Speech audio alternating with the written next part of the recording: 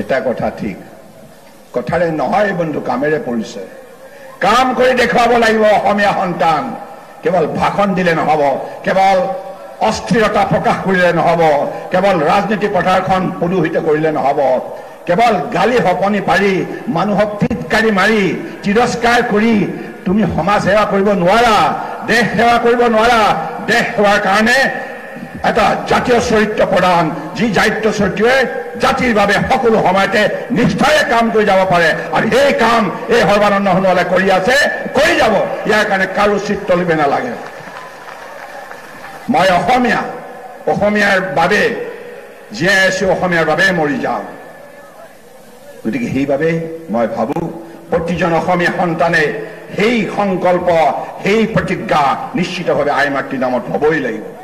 গতিকে আজি এই শুভক্ষণত মোৰ দৃঢ় বিশ্বাস আপোনালোকে এই সকলোবিলাক কথা পৰ্যালোচনা কৰিব।